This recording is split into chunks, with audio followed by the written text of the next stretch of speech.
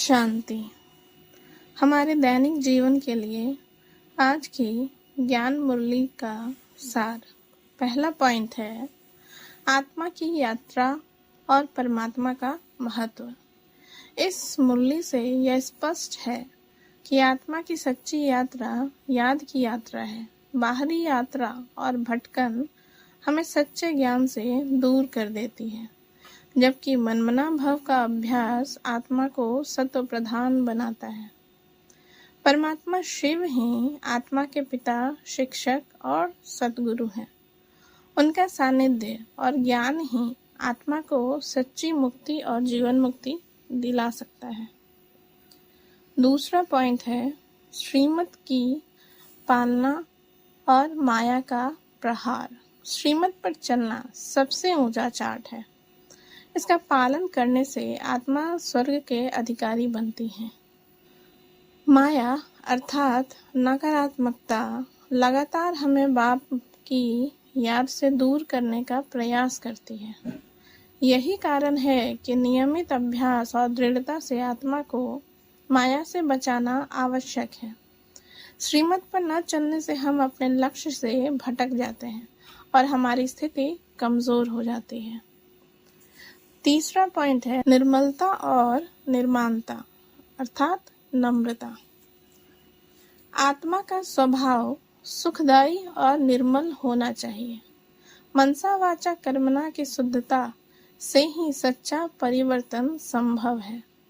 निर्माणता को जीवन में उतारकर हम केवल सुखदायक बन सकते हैं। इसे धारण करने वाले आत्मा को सब ओर से मान सम्मान स्वतः ही प्राप्त होता है। चौथा पॉइंट है सच्चे सुख और शांति का स्रोत। यह संसार झूठ खंड है जिसमें सुख अस्थायी और बाहरी है। सच्चा सुख और शांति परमात्मा की याद और उनके दिए गए ज्ञान से ही प्राप्त हो सकती है। यह समझने की आवश्यकता है कि भौतिक चीजें आत्मा को स्थायी सुख नहीं दे सकती। परमात्मा का ज्ञान ही आत्मा को स्थायी रूप से हल्का और प्रसन्नचित्त बना सकता है।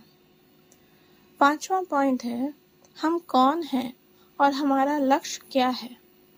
मुरली हमें यह बार बार स्मरण कराती है कि हम आत्मा हैं, यह शरीर नहीं।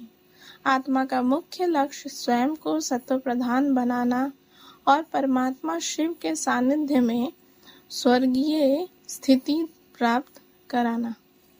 छठा पॉइंट है जीवन में शुद्धता का महत्व। आत्मा की स्थिति तभी ऊंची बनती है जब मनसा वाचा कर्मणा शुद्ध अर्थात हम पवित्र हों। पवित्रता से ही आत्मा शक्ति प्राप्त करती है और दूसरों को भी प्रेरणा देने योग्य बनती है। तो आज की मुरली का गहरा संदेश यह है कि यह ज्ञान हमें सिखाता है कि जीवन का असली उद्देश्य आत्मा का उत्थान है। इस संसार में हमें आत्मा के रूप में परमात्मा के संग चलना है, माया से बचना है और दूसरों को भी प्रेरित करना है। सच्चा ज्ञान और सच्ची यात्रा ही हमें स्वर्ग के अधिकारी बना सकती है।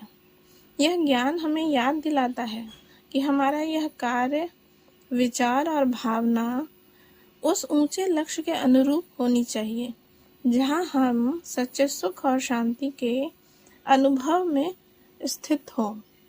ओम शांति।